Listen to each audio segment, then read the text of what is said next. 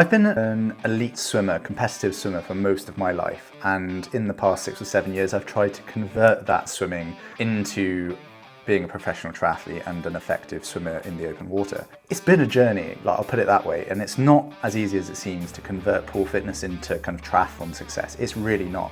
But I've had a few learnings, well, more than a few learnings, both the hard way and kind of the easy way, of how to transfer that into open water swimming and triathlon. It's quite interesting. I've worked on it a lot over the winter, and I'm going to use that those past few years, past 6 years of experience to kind of really hone in what I'm going to be doing this winter.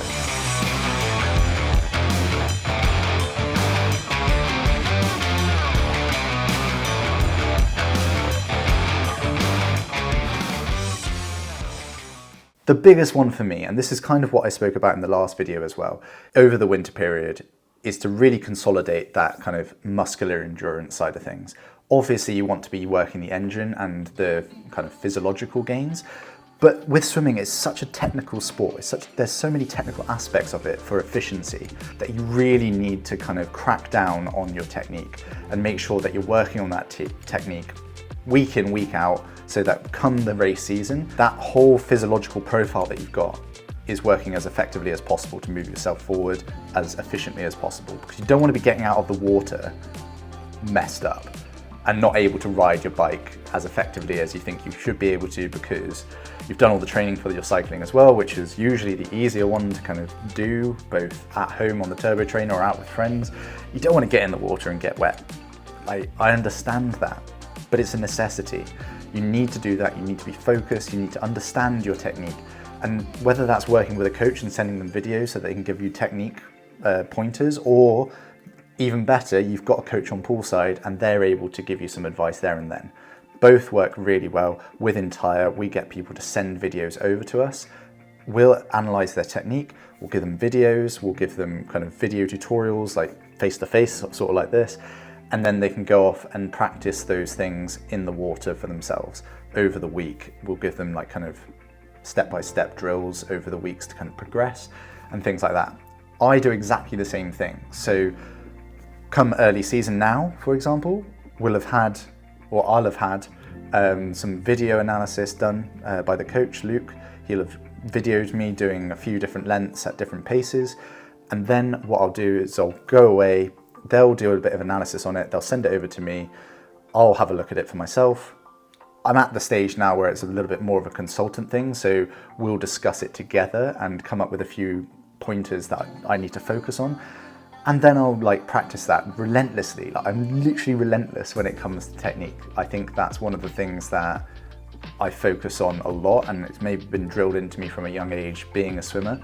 And I just value it. I think it's really important. Why would you waste energy when you don't have to?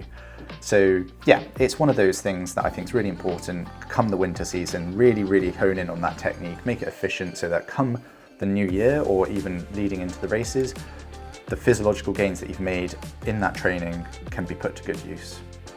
So my swim week is usually built up of 3 different types of sessions. I tend to do 2 hard threshold sessions, or a little bit above threshold in the winter, followed by the rest of 2 aerobic sessions and 1 technique session, specifically a technique session. So that whole Wednesday morning swim, for example, is just focused on technique, really kind of concentrating probably 2 to 3K worth of just technique stuff, and then a K of just swimming about, putting that technique into kind of the full stroke. Have the coaches watching over me and making sure that they're making any adjustments, and then going from there. Then when it comes to a hard threshold session, I've got those cues in mind, I know what I'm doing in the threshold session, and I can concentrate on putting out the pace whilst making it as efficient as possible from those technique tips.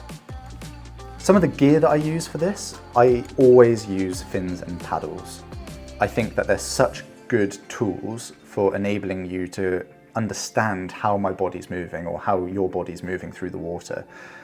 Getting that feel for the water, where the arms are engaging with the catch, and also allowing the flippers or fins to enable you to understand what's connecting to what So when the downbeat of one leg is connecting to the front end catch, I think they're really useful tools to basically exaggerate exactly what's going on. And I think that if you use them as well, let me know in the comments and let me know how you're using them. But it's just really good for taking the mind away from the physical exertion and just concentrate on that technical aspect. So yeah, I use that for pretty much all of Wednesday's session. Take them off every now and again to put the whole full stroke together, and yeah, I think they're really good tools. The other one that I use is a pull buoy. I think a pull buoy is really useful just again for raising those hips up a little bit, taking that physical exertion away so that you can concentrate on how your body's moving through the water. If there's a few things that I concentrate on early season that you can too, it's probably timing and making sure that timing between the front end catch and kind of your leg kick. Other than that, I'd say that making sure that muscular conditioning starts to build up over time, just to make sure that come the new year, come race season, you're not finding 750, 1,500 meters or even 3.9K too difficult. And they're always going to be roughly difficult, it's a race, but at the same time, you're not really suffering because of that muscular endurance. And that's just time in the pool. That's just putting in the hours and putting in that effort, but also making that technique as efficient as possible. After timing, there is a load of other things that I tend to concentrate on, but for now, that's probably the main thing for me, and it allows me to really be efficient through the water. Then you get through the front end catch, the back end pull out, and kind of making sure that you're nice and streamlined.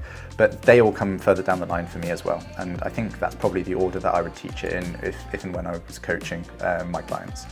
But yeah, hopefully that was useful. I gave a bit of an insight on what I'm working on at the moment and what you could be working on too.